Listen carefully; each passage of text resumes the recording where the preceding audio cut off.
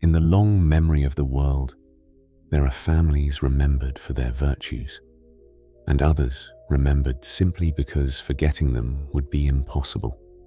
House Targaryen belongs to the second kind. Their story does not unfold loudly, nor does it rush toward triumph or ruin.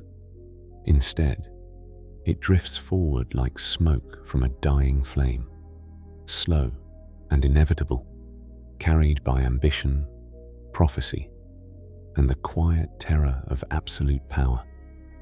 They arrived from a fallen empire across a poisoned sea, bringing with them creatures thought extinct, and a belief that blood itself could grant dominion over the world. For nearly 3 centuries, they ruled not because they were loved, but because they were feared, and because fear, when sustained long enough, begins to resemble order. Their dragons darkened the skies. Their crowns were forged in conquest, and their madness was often mistaken for destiny. This is not merely the history of kings and queens.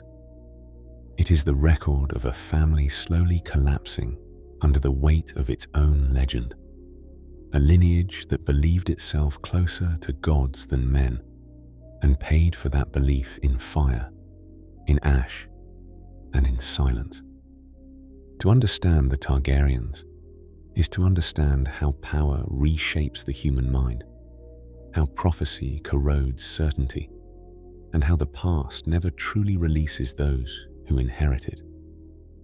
Tonight, we trace that history carefully, not as myth, but as memory. A single, unbroken chronicle, one meant to be listened to slowly as sleep approaches and the dragons begin to stir again. Long before Westeros learned to fear the sound of wings overhead, before crowns melted beneath dragon flame and thrones were forged from surrendered swords, there existed a civilization that believed power was not something to be earned, but something proven by birth. This was Valyria, a city and an empire whose foundations were laid not merely in stone, but in fire, blood, and certainty. To understand House Targaryen, one must begin here, not at the moment of conquest, but at the moment when their ancestors first learned to look down upon the world from above. Valyria was not born great. Like many early civilizations, it began humbly, as a gathering of shepherds in a land riddled with volcanoes and unstable earth. The terrain was hostile, the skies often choked with ash, and the ground itself seemed to breathe heat.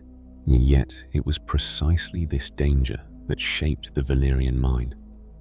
To live in such a place required adaptation, and adaptation slowly gave way to ambition.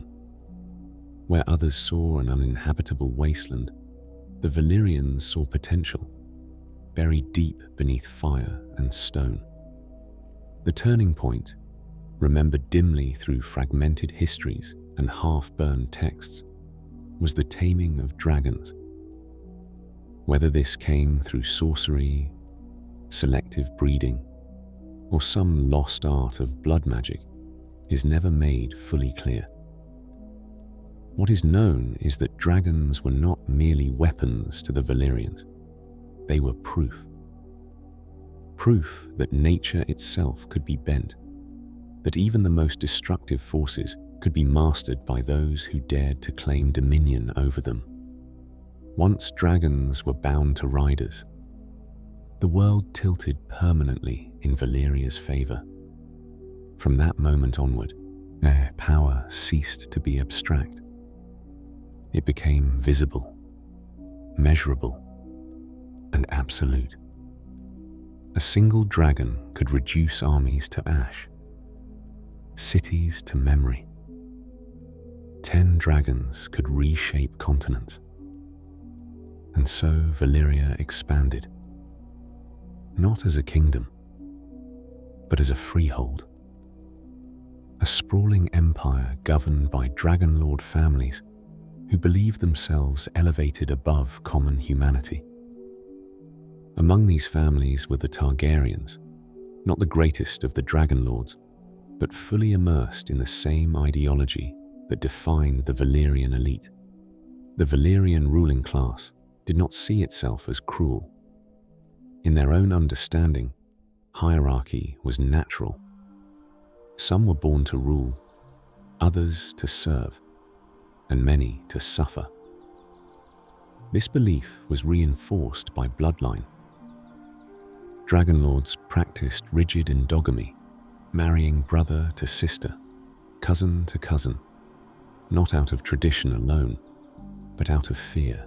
A fear that their blood, which they believed allowed them to bond with dragons, might weaken if diluted. Over time, this practice transformed blood into dogma. Valyrian blood was not merely ancestry, it was destiny. This obsession with blood purity did more than preserve dragon-riding traits. It created isolation. The dragonlords lived apart from the rest of the world, socially and psychologically. Slavery flourished across the freehold, sustained by conquered peoples who built roads, mined resources, and died anonymously to fuel Valyria's prosperity. Entire cultures were reduced to function. To the Valyrian elite, this was not injustice, it was efficiency. The world existed to be shaped, and those with dragons were the ones meant to shape it. Magic permeated every layer of Valyrian life. The forging of Valyrian steel, lighter and stronger than any other metal, required spells now lost to history.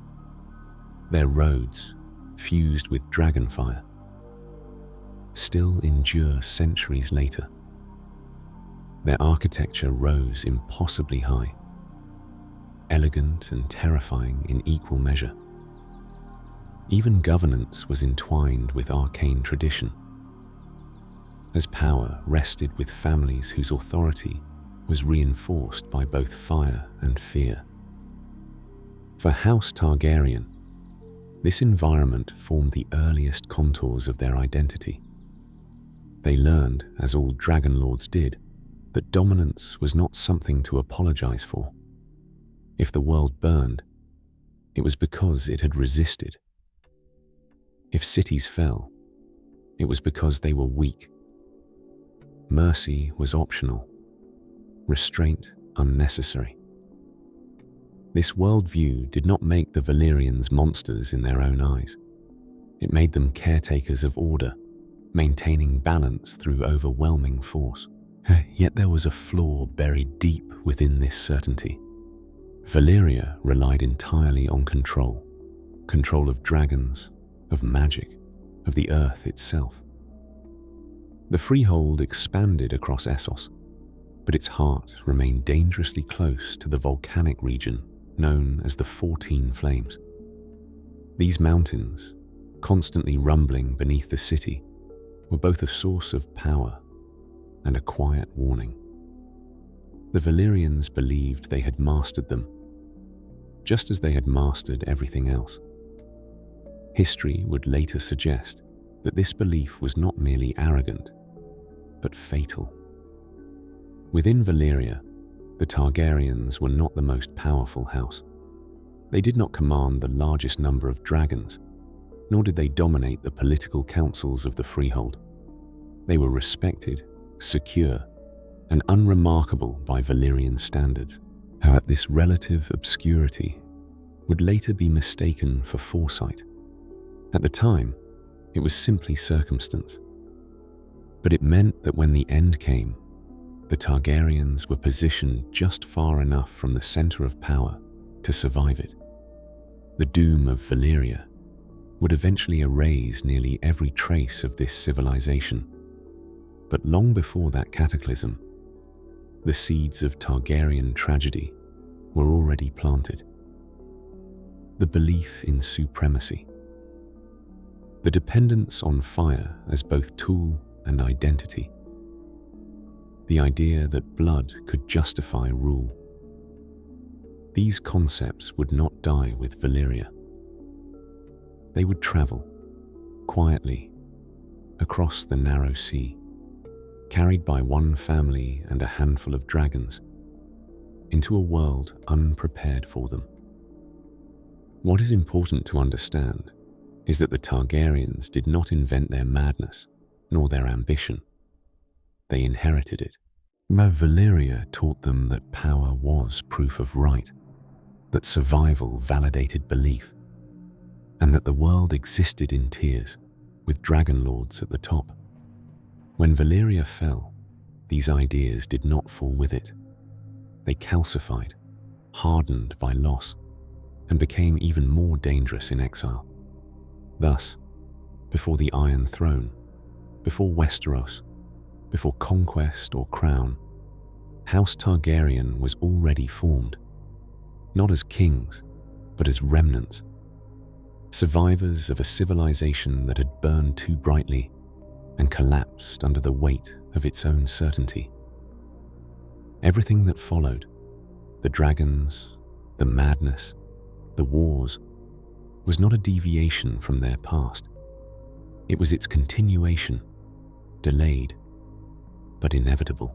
When Valyria ended, it did not do so gradually, nor with ceremony. It vanished in a single, incomprehensible rupture of fire and earth, leaving behind a scar so vast that even memory recoiled from it. The doom was not merely a disaster, it was an erasure. Cities sank, mountains burst, and the sky itself seemed to turn against the land. Those who survived did so not through strength or wisdom, but through distance and timing. Among them was House Targaryen, already removed from the center of the world they believed eternal. The Targaryens had departed Valyria years before its destruction, resettling on a bleak volcanic outcrop at the edge of the known world. This place, later called Dragonstone, lay far from the splendor of the freehold. It was damp, wind-scoured, and perpetually shrouded in mist. To the other Dragonlord families, the move appeared insignificant, perhaps even cowardly. Yet when the doom came, insignificance became survival. Why the Targaryens left Valyria remains a subject of quiet speculation.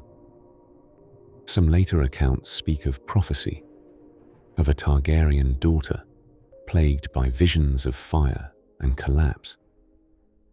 Others suggest more practical motives: political marginalization, declining influence, or simple ambition to control a Western outpost. What matters is not the reason, but the result. When Valyria burned, the Targaryens were no longer there to burn with it. The destruction of the freehold left the world stunned. Trade routes collapsed. Entire cultures vanished overnight.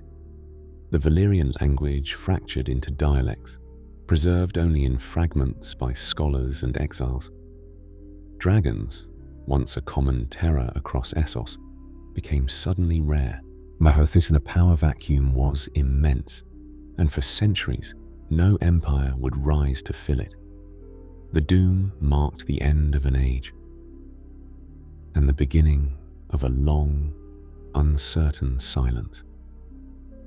For the Targaryens, this silence was deeply unsettling.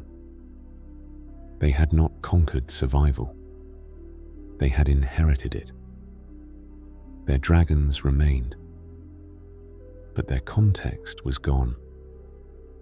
Without the freehold, without rival dragon lords, they were no longer one family among many. They were alone, the last living bearers of a legacy the world could no longer fully comprehend. Dragonstone became less a home than a refuge. Its towers were carved in the likeness of dragons. its halls shaped by Valyrian architecture that felt alien to the Westerosi mainland. The island's black stone walls absorbed heat during the day and released it slowly at night, giving the fortress an almost living quality. It was a place that remembered fire, even as the world around it moved on. Isolation shaped the Targaryens in subtle but profound ways. In Valyria, their identity had been reinforced by society. On Dragonstone, it echoed only within the family itself. Traditions hardened. Brother continued to marry sister. Valyrian customs were preserved with almost ritualistic devotion. Without a broader culture to dilute or challenge these beliefs, they grew more rigid, more inward-looking. The dragons, too, began to change. Fewer in number, they grew larger in significance. Each hatchling was watched closely, each death felt as an existential loss. Dragons were no longer symbols of shared Valyrian dominance. They were the sole proof that the Targaryens still mattered. Without them, they would become relics. A forgotten house, clinging to a dead empire. Beyond Dragonstone lay Essos, fractured and uncertain in the wake of Valyria's fall. Cities that had once been subject to dragonfire now governed themselves, often brutally. Slavery continued, but without the unifying authority of the freehold, wars became smaller, messier, and more frequent.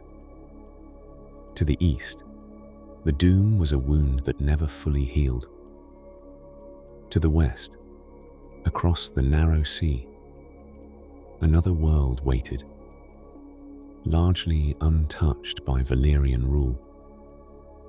Westeros at this time was divided, ancient, and stubbornly resistant to foreign domination.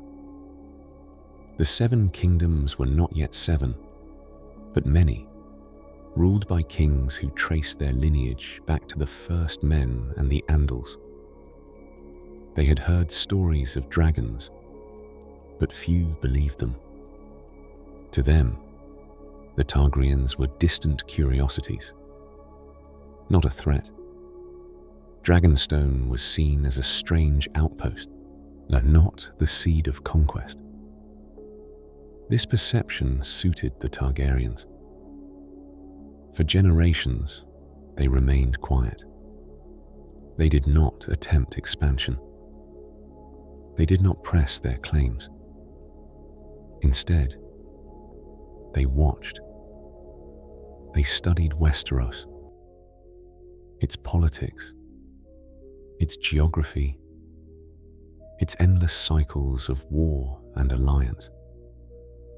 Dragons circled the skies above Dragonstone, rarely venturing far, like thoughts not yet spoken aloud.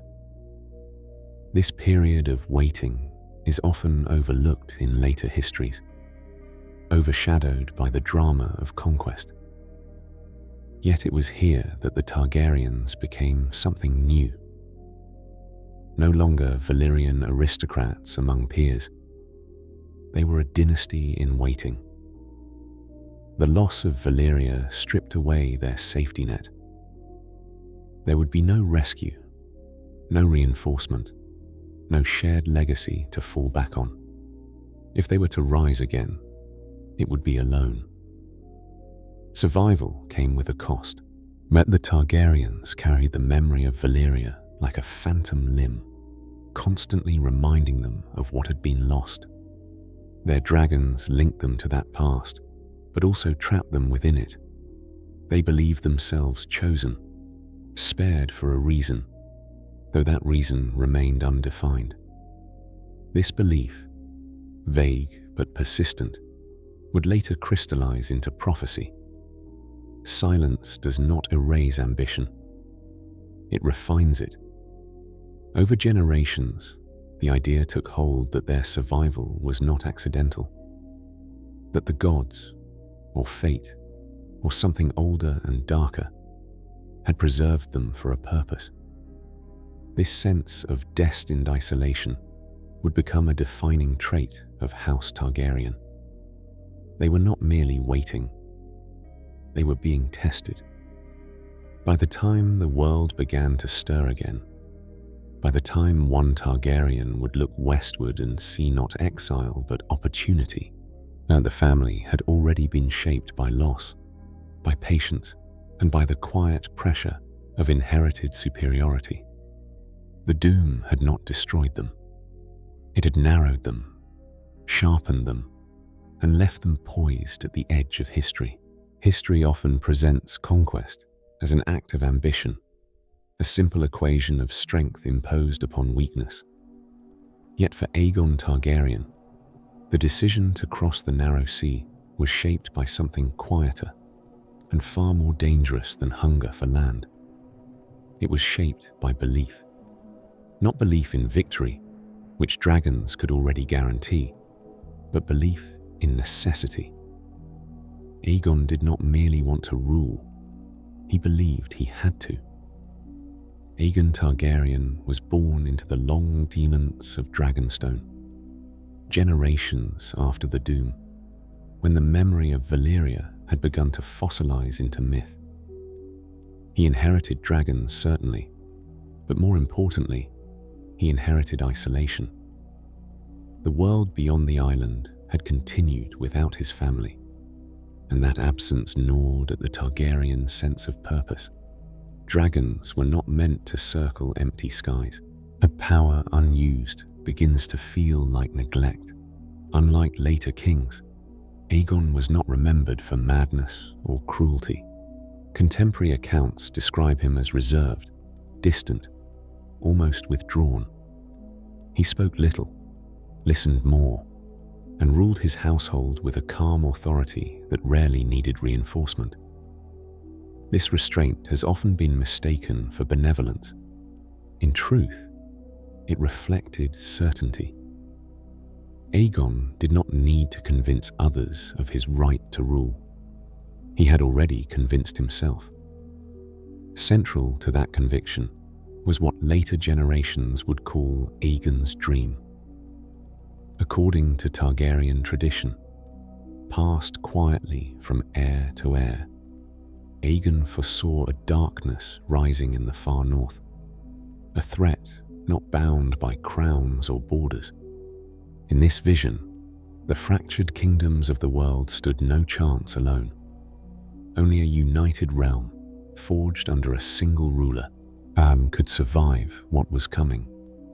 Whether this dream was literal prophecy or symbolic rationalization remains unknowable. What matters is that Aegon believed it. This belief transformed conquest from ambition into obligation. If the world needed unity to endure, then resistance was not merely opposition, it was ignorance. In Aegon's mind, fire became a tool of salvation. The destruction that followed was tragic, yes, but necessary. History, when viewed through prophecy, becomes brutally efficient. The choice of target was deliberate. Westeros was divided, its kings entrenched in ancient rivalries that ensured perpetual war. The Seven Kingdoms were culturally rich, but politically brittle. They fought over borders, bloodlines, and pride, unaware of how fragile their independence truly was. To Aegon, this disunity was not a sign of strength. It was a flaw that had to be corrected. Aegon did not arrive alone. He was joined by his sister wives, Visenya and Rhaenys, each mounted on her own dragon. This was not merely a military arrangement, it was symbolic. The old Valyrian customs persisted, reinforcing the idea that the Targaryens were apart from the world they intended to rule. Their family structure alone sent a message. They would not assimilate. They would impose. The early stages of the conquest were swift, almost surgical. Castles that had stood for thousands of years fell in days. Armies scattered before the sight of dragonfire. Entire bloodlines ended in a single afternoon. Yet Aegon was selective in his destruction. Those who bent the knee were spared, allowed to retain their lands and titles under a new order.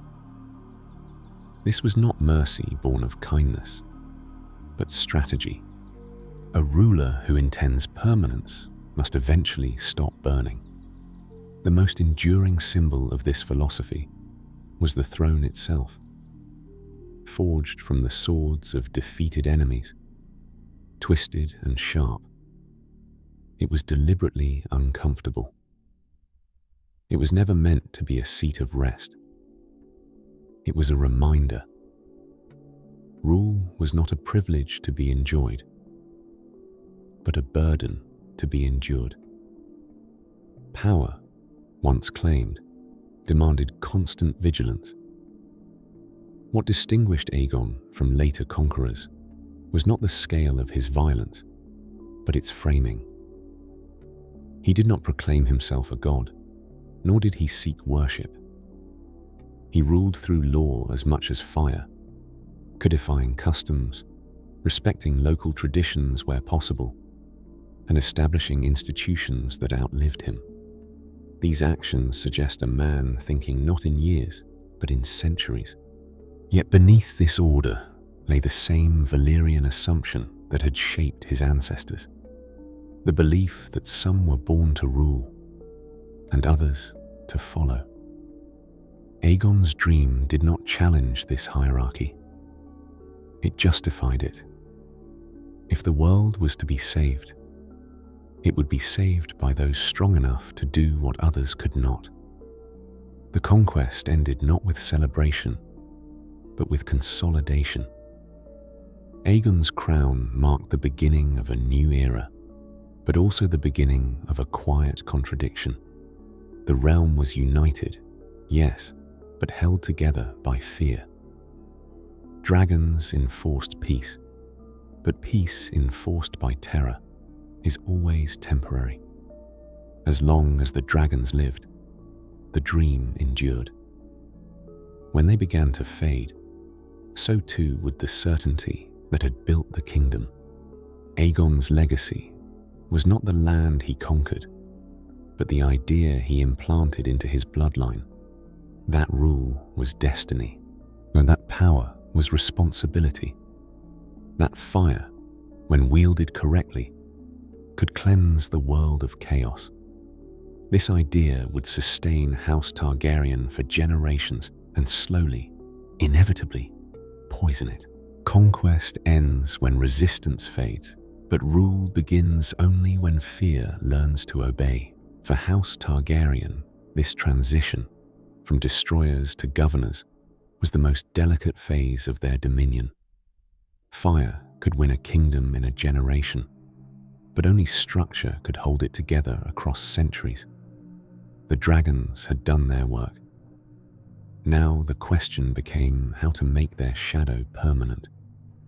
Aegon's reign did not attempt to erase the past of Westeros. Instead, it pressed down upon it, reshaping existing traditions rather than replacing them outright. Local lords remained in their castles.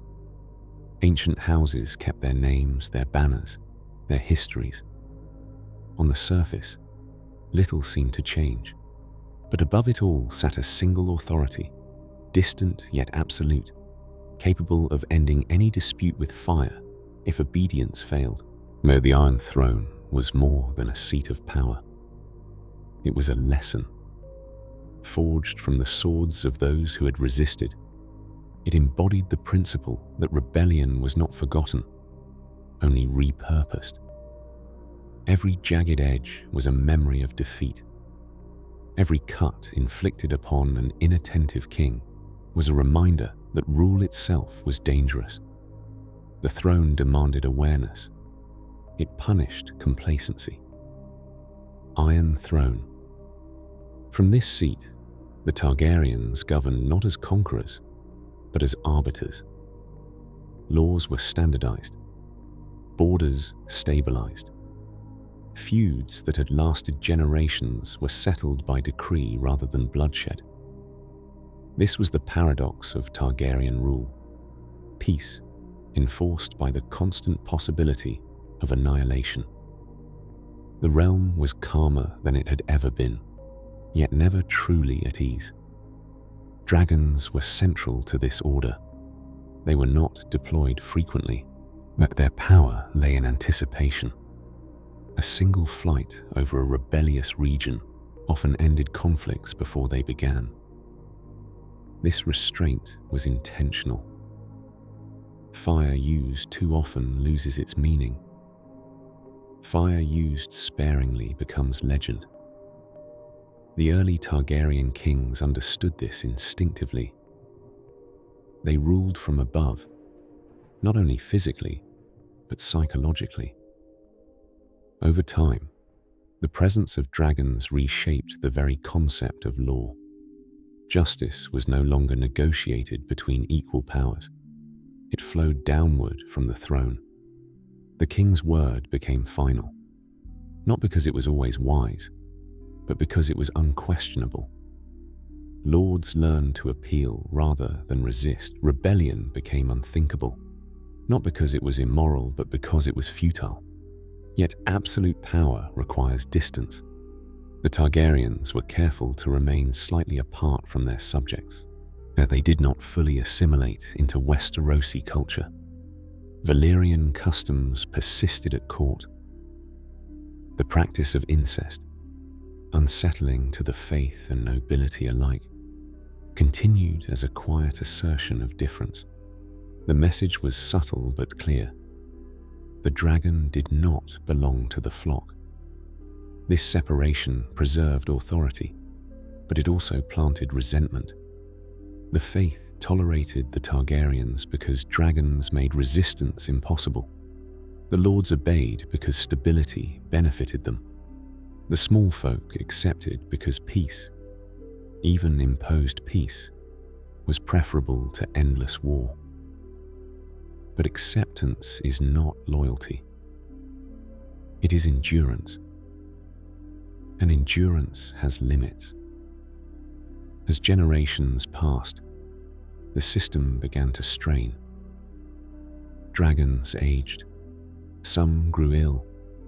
Others failed to hatch at all. Each lost dragon narrowed the margin of fear that upheld the realm. The laws remained, yet the crown endured. But the foundation beneath them quietly eroded. What had once been unquestionable slowly became negotiable. The Targaryens responded as they always had, by leaning harder on tradition. They spoke more often of destiny, of blood, of the divine right to rule. The less visible their power became, the more insistently they described it.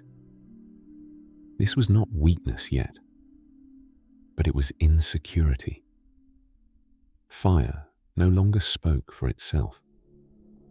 Rule based on fear can create order, but it cannot create trust. The early Targaryen kings mistook silence for harmony. In reality, the realm was learning to wait, to endure, to remember that dragons, however mighty, were mortal. By the time cracks appeared openly, the system was too rigid to adapt. Law had become synonymous with force, and force was fading. The peace Aegon had forged was real, but fragile. It depended on creatures that could die, and on rulers who believed too deeply in the permanence of their own power. The age of unquestioned dominance was ending, though few recognized it at the time. When it finally broke, It would not do so from outside invasion, but from within the dragon's own house. Every system built on fear eventually confronts a single question: what happens when the fear is no longer unified? For House Targaryen, that question was answered not by rebellion from below, but by fracture from within. The dance of the dragons was not merely a civil war.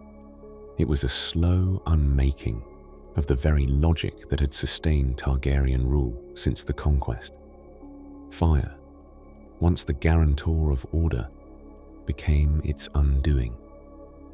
By the time the conflict began, the realm had known generations of relative peace. Dragons still lived, though fewer than before, and their presence continued to loom over politics like a distant storm. Yet beneath the calm surface, succession had become dangerously ambiguous.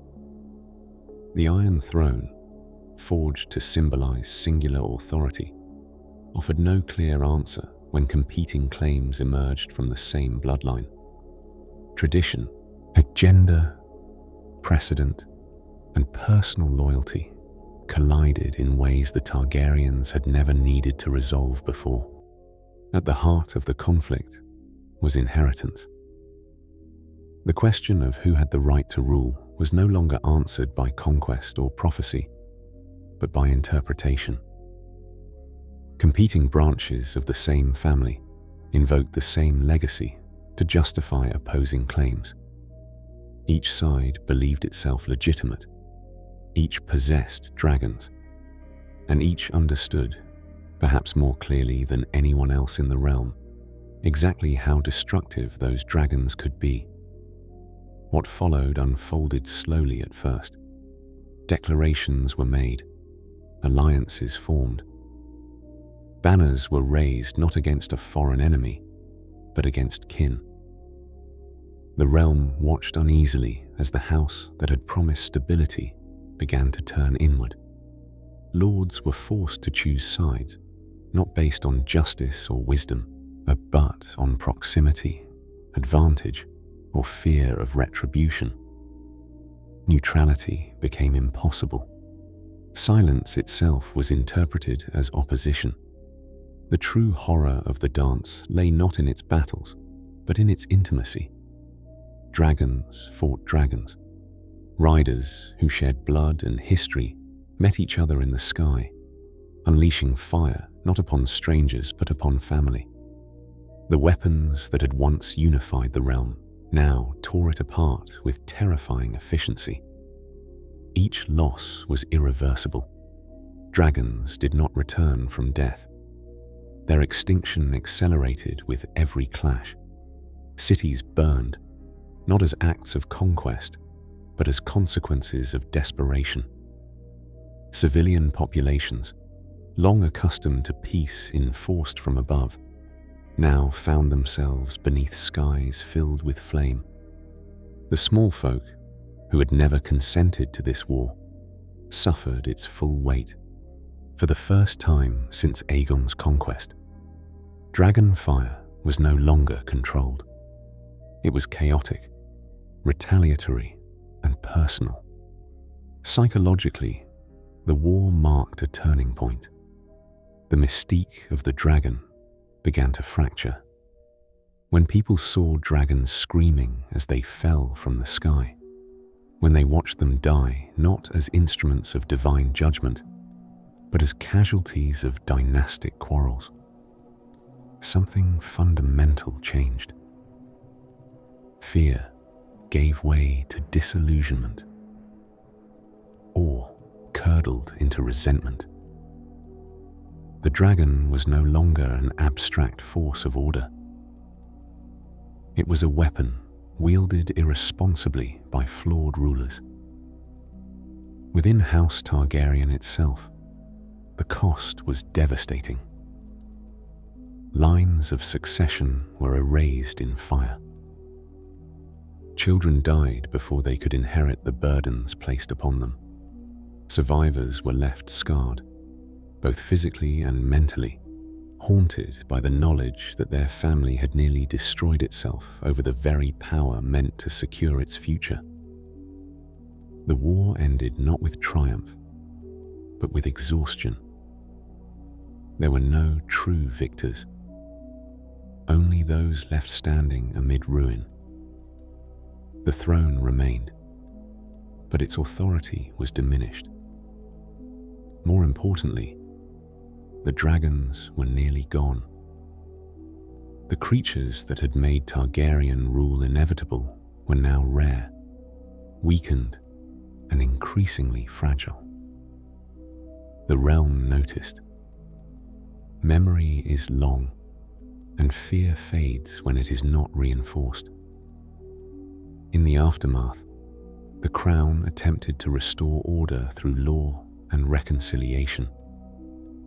Pardons were issued, titles confirmed. The language of unity returned. But something essential had been lost. The illusion of invincibility was broken, not by outside forces, but by self-inflicted collapse. Yet the Targaryens had proven that they could bleed, that they could burn, and that they could destroy themselves without any help from the world they ruled. Later generations would look back on the dance as a tragedy, a cautionary tale about pride and succession. But at the time, its deeper meaning was harder to see. The war revealed a truth that could never again be fully buried. Dragons alone could not guarantee stability. When power is divided, even fire answers to chaos. The shadows of this conflict would stretch far into the future. The extinction of dragons would accelerate. The crown would grow weaker. And the house that once ruled by fear would find itself increasingly reliant on memory, ceremony, and belief rather than force. After the dance of the dragons, the realm did not awaken to peace so much as it drifted into it, stunned and diminished. The war had ended, but its consequences did not. They settled slowly, like ash after a fire, coating every institution the Targaryens had built. The Iron Throne still stood, sharp and unforgiving, yet the force that had once given it meaning was fading. Dragons remained, but they were fewer, smaller, and increasingly fragile. Power, stripped of its source, became something fragile itself. The death of dragons did not occur all at once. It was not a single catastrophe that erased them, but a gradual narrowing of possibility. Hatchlings failed to thrive.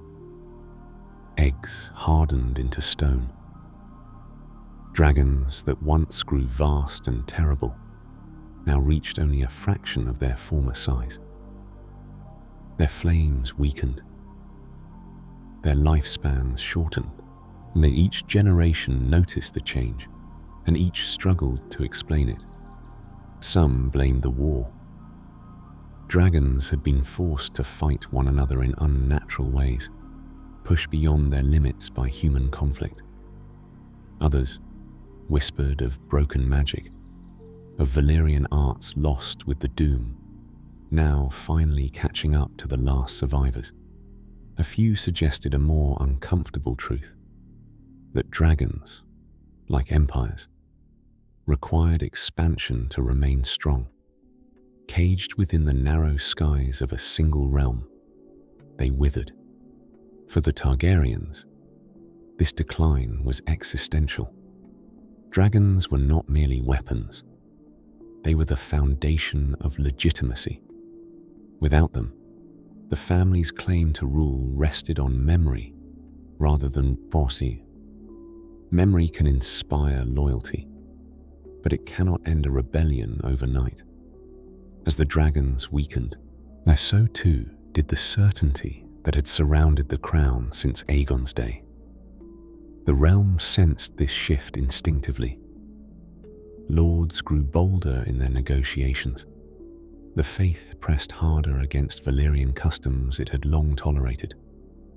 Laws once accepted without question were now debated, interpreted, resisted. None of this constituted open rebellion, but it marked a change in posture. Authority was no longer absolute. It had to be argued for. Within the royal court, anxiety deepened.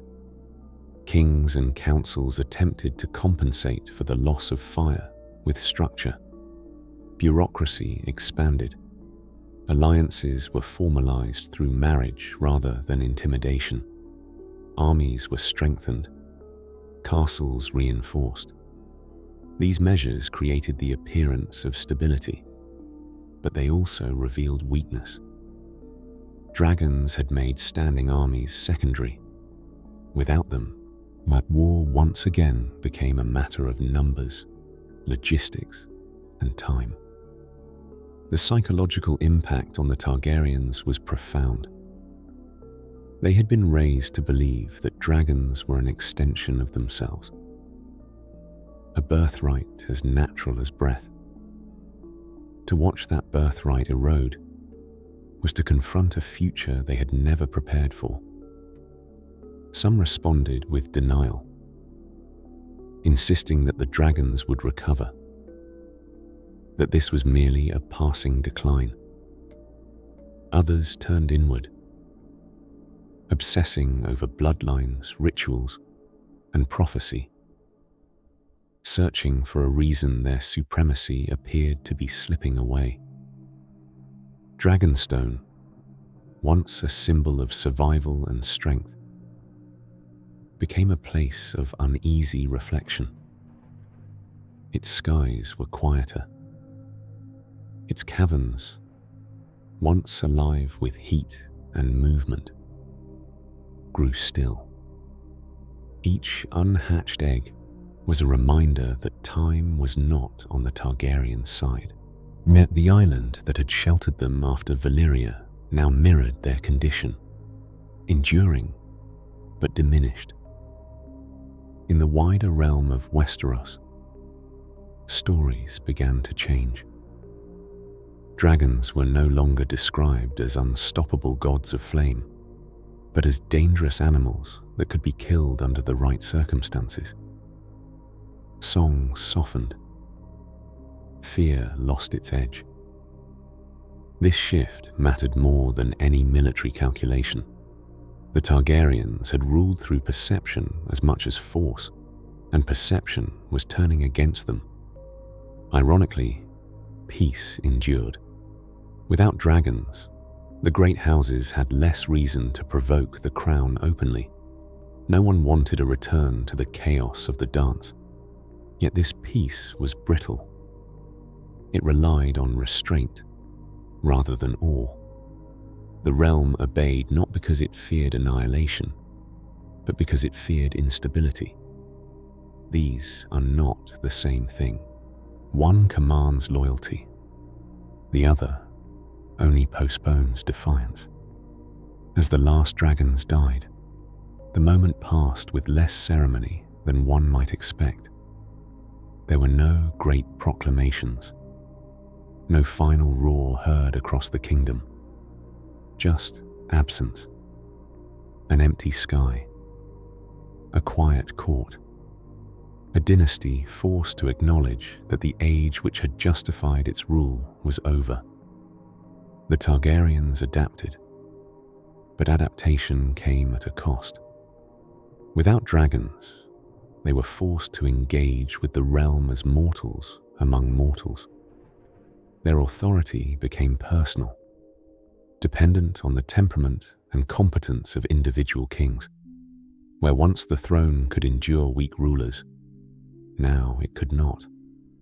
Every flaw mattered. Every mistake echoed louder. This shift placed immense pressure on the royal line. Kings were expected to be more than symbols. They had to govern effectively, inspire loyalty, and manage competing interests without the silent threat of fire. Some succeeded, at least temporarily.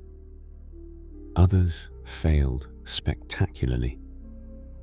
The margin for error had narrowed, and the consequences of failure grew harsher with each generation. The dying of the dragons did not end House Targaryen, but it transformed it. Power became conditional. Rule became negotiable. And the belief in destiny, once reinforced by wings and flame, began to turn inward, where it festered. When certainty loses its foundation, it often seeks refuge in extremes. When the dragons were gone, the silence they left behind was filled not with peace, but with scrutiny. The realm began to look more closely at its rulers, and the rulers, in turn, began to look more closely at themselves. For House Targaryen, this inward turn proved perilous. What had once been reinforced by fire now depended on the mind alone, and the mind, unshielded by certainty, is an unstable foundation. The saying emerged quietly, passed from court to keep, from whisper to proverb. Every time a Targaryen is born, the gods flip a coin. It was not meant as an insult, at least not at first. It was an attempt to explain a pattern that had become increasingly difficult to ignore. Some Targaryens ruled with patience and clarity, guided by a genuine sense of duty. Others drifted toward obsession, paranoia, or cruelty, let their inner worlds collapsing under pressures no crown could contain. The coin, as the saying suggested, did not always land the same way. Genetics offered one explanation, though it was never spoken of openly. The practice of intermarriage, preserved from Valyrian custom, had once served a purpose. It protected dragon-riding bloodlines, reinforced identity, and maintained separation from the world. Without dragons, the practice remained, but its justification weakened. What persisted was not power, but repetition. Traits, both noble and destructive, echoed more loudly with each generation. Yet blood alone cannot account for the pattern. Isolation played an equally corrosive role. Targaryen kings ruled from above, even without dragons. They lived surrounded by ceremony, shielded from honest dissent, was taught from birth that they were different, chosen, burdened by destiny. This distance distorted perspective. Ordinary frustrations became existential threats. Personal slights were interpreted as challenges to divine order. Without fear to restrain the realm, fear took root within the ruler. Prophecy, once a guiding belief, became an obsession. Deprived of dragons, some Targaryens clung more tightly to visions and dreams, convinced that meaning still waited just beyond reach. Dreams were catalogued, interpreted, reinterpreted. Signs were sought in weather, in birth omens, in the behavior of animals. The future, uncertain and threatening, was approached not with governance, but with anticipation. This mindset did not produce stability. It produced anxiety. The court adapted to this volatility in quiet ways. Their councils learned to manage moods as much as policy. Advisors became caretakers, moderating impulses, delaying decisions, redirecting focus. When this succeeded, reigns appeared calm. When it failed, damage spread quickly. Without dragons to impose finality, instability lingered, poisoning relationships and eroding trust. The faith and the great houses, once held in check by fear, now exerted greater influence. They watched the throne carefully, gauging temperament as much as legitimacy. A king's mental state became a matter of public concern, though rarely stated outright. Rumors moved faster than armies. A whisper of instability could weaken authority more effectively than any rebellion. The pressure on individual rulers was immense.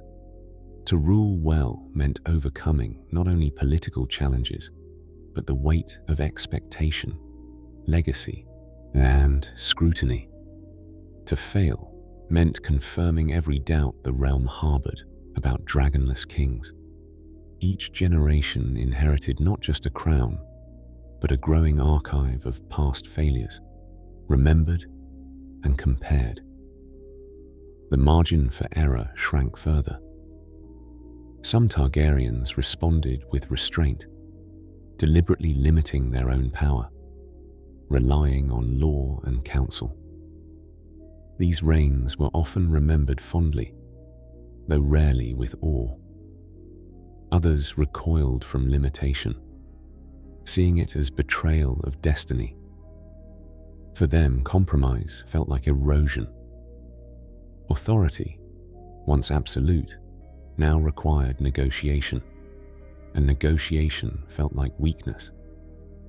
This divergence deepened the sense of unpredictability surrounding the dynasty. The realm could no longer assume continuity. Each new ruler represented a recalibration of risk. Would this king listen or lash out? Would he build or burn metaphorically, where he could no longer burn literally? The coin flipped again and again, and no one could be certain how it would land. Isolation compounded everything. The Targaryens were never fully Westerosi, yet no longer Valyrian in any meaningful sense. They belonged to a past that no longer existed and ruled a present that increasingly questioned them. This in-between state fostered loneliness. Even surrounded by courtiers, a king could feel profoundly alone, convinced that no one truly understood the burden he carried. Loneliness, when paired with absolute authority, becomes dangerous. It encourages internal narratives unchecked by reality. It invites fixation, grievance, and the gradual rewriting of intention. Many of the dynasty's most troubled rulers did not begin as monsters. They began as isolated figures, as certain of their purpose, increasingly detached from consequence. By this point in the chronicle, the decline was no longer subtle. The loss of dragons had stripped away the illusion that destiny guaranteed success. What remained was human variability, magnified by power and expectation. Greatness and instability, once separate, had become entwined. There are moments in history when hope becomes indistinguishable from desperation. Summerhall was one such moment. It was not conceived as an act of cruelty, nor even of ambition, but as an attempt to restore meaning to a dynasty that felt itself slipping quietly into irrelevance. Where earlier tragedies had been born of rage or paranoia, this one was born of longing. Longing for dragons, for certainty, and for a return to a world that no longer existed. The palace of Summerhall stood far from the noise of the capital, nestled amid rolling hills and soft rain. It was meant to be a retreat, a place of reflection and family rather than governance. Unlike the Iron Throne, with its sharp edges and implicit warnings, Summerhall suggested warmth, continuity, and rest. It was here, in this quieter setting, that the Targaryens would attempt to summon fire once more. At the center of the tragedy was King Aegon V, remembered by history as a rare figure of restraint and empathy. Unlike many of his ancestors, he had ruled with a genuine concern for the small folk, pushing reforms that unsettled the great houses and earned him resistance from those who preferred the old order. His reign was not one of spectacle, but of effort. And yet, even such a king was not immune to the weight of legacy. Aegon V ruled without dragons, and he felt their absence acutely. He understood, perhaps more clearly than most, that his reforms rested on fragile ground. Without the threat of fire, every decree depended on negotiation and compromise. Progress was slow. Opposition was constant. The dream of a unified, just realm felt perpetually deferred. In this climate, where the old prophecies began to whisper again, the belief that dragons could be reborn had never fully vanished. It lingered in Valyrian texts, in half-remembered rituals, in the conviction that magic had not disappeared, only withdrawn. For Aegon, the return of dragons promised more than power. It promised stability, a means to protect the realm, to enforce peace without endless concession. It promised, above all, certainty. Summerhall became the site of this hope because it was private, away from the eyes of the court, away from the strictures of tradition. The king gathered his family and those he trusted. Eggs were brought forth, ancient, inert, symbols rather than creatures. Rituals were prepared, drawing on fragments of lost Valyrian knowledge. Fire was summoned deliberately, carefully, with the belief that control could be reclaimed. But what followed was not rebirth, but catastrophe. The details are scarce, obscured by death and shame. What is known is that fire consumed Summerhall in the night, spreading faster than anyone anticipated. Stone cracked. Towers collapsed. Those inside were trapped not by enemies, but by their own design. The attempt to awaken dragons instead awakened something far more familiar: destruction without discrimination. The losses were devastating. Members of the royal family died in the flames, including the king himself. Generations of potential heirs were erased in a single night.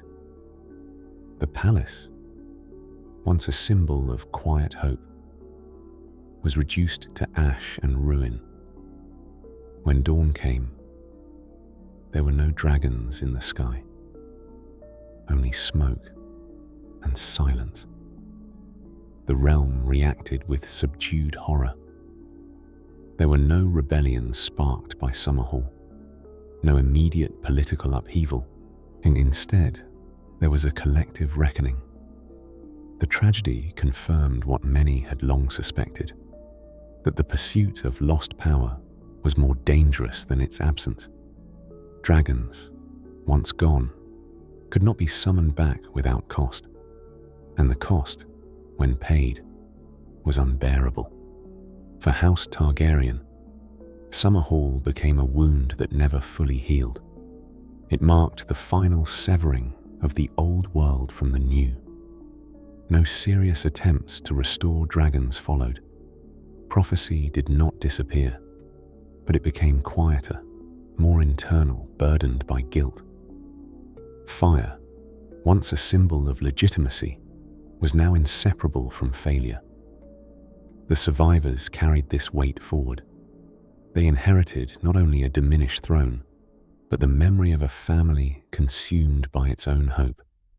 The lesson of Summerhall was not that dragons were impossible, but that the past could not be reclaimed without consequence. Destiny, once trusted, had betrayed them. In the final chapters of this history, that betrayal reaches its most extreme expression.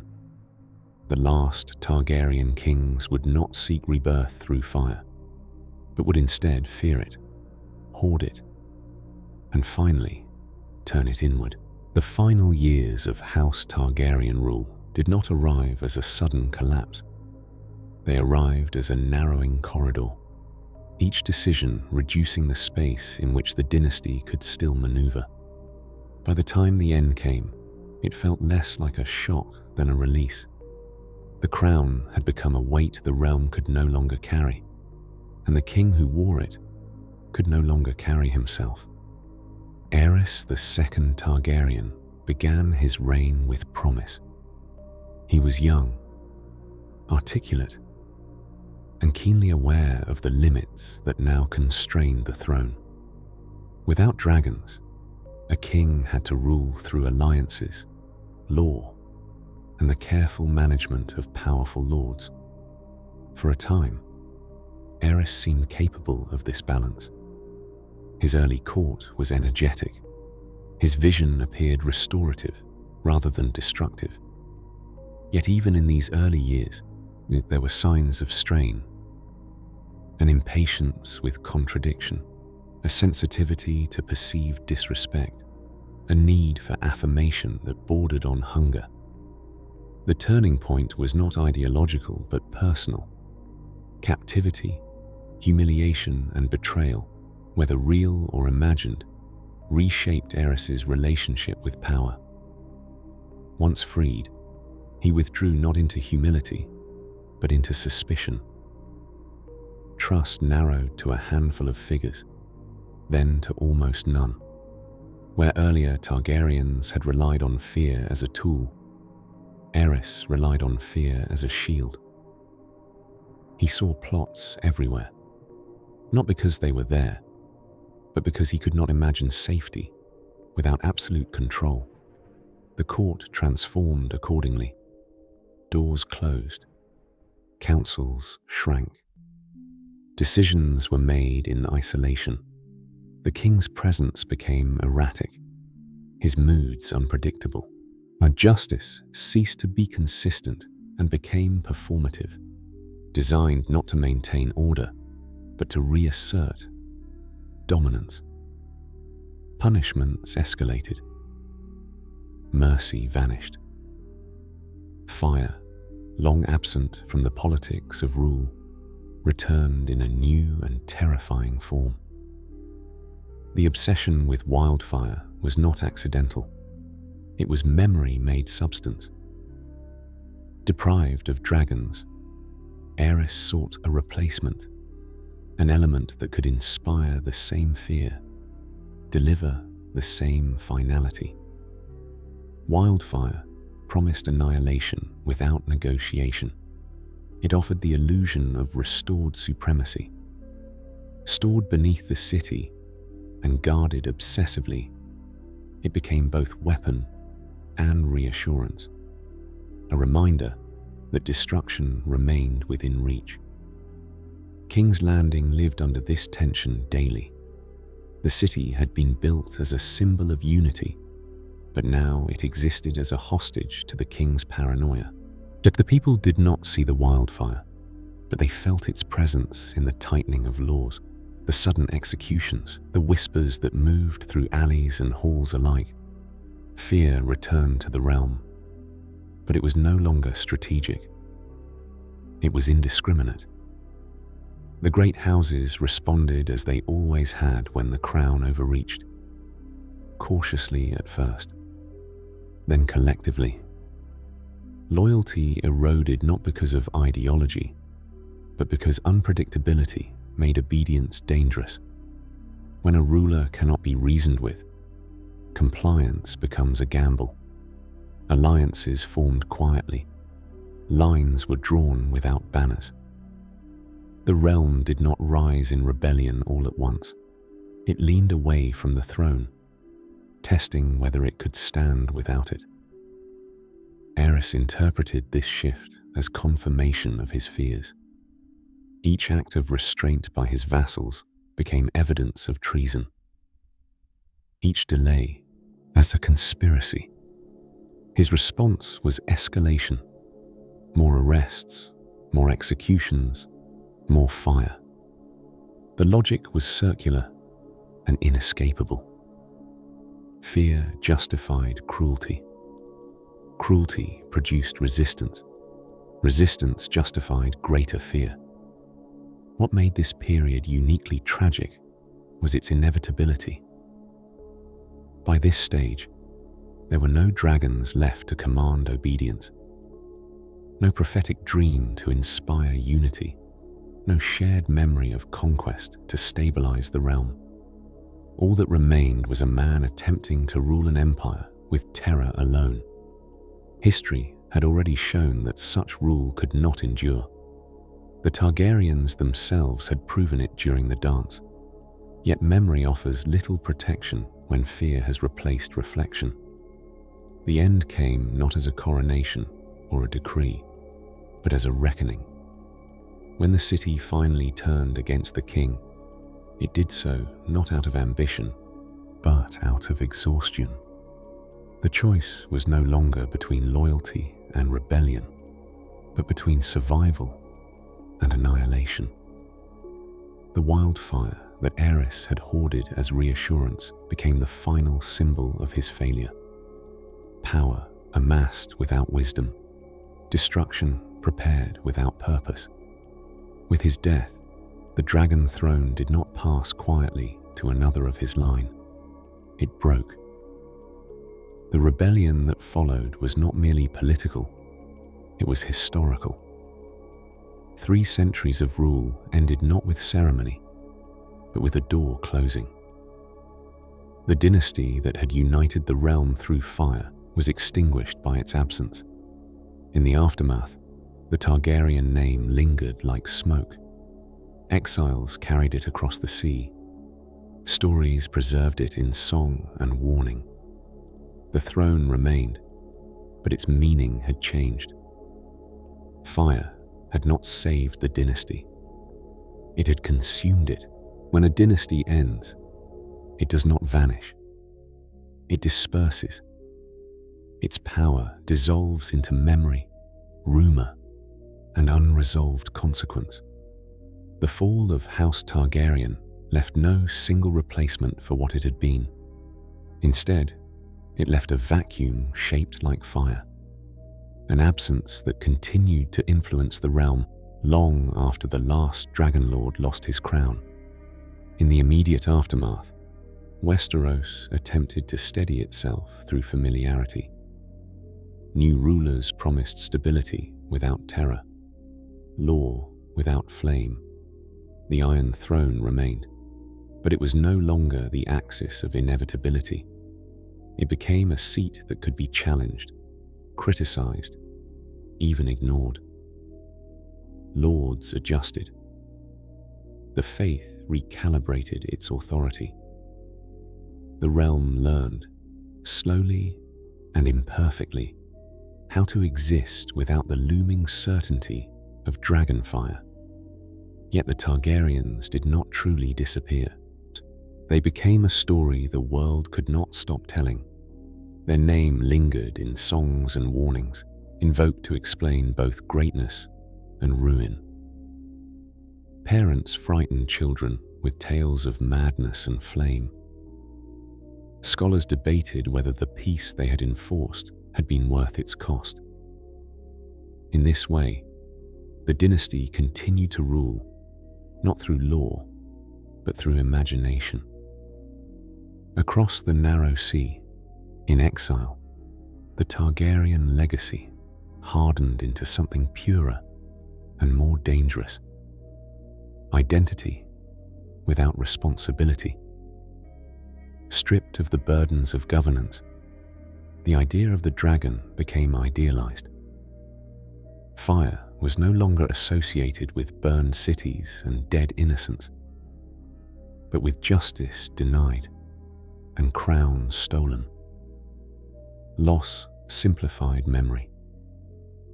In exile, the past was not complicated. It was stolen.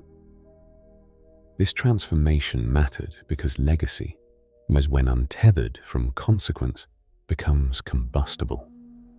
The belief that a throne was taken unjustly invites its reclamation.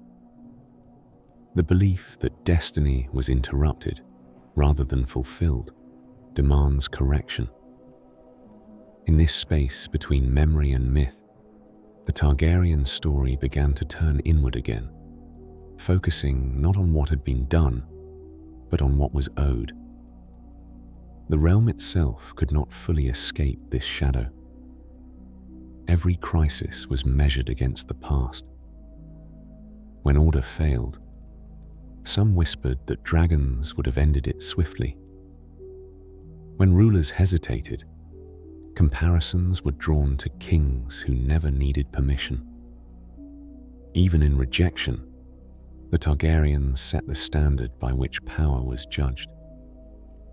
Their absence became a constant reference point.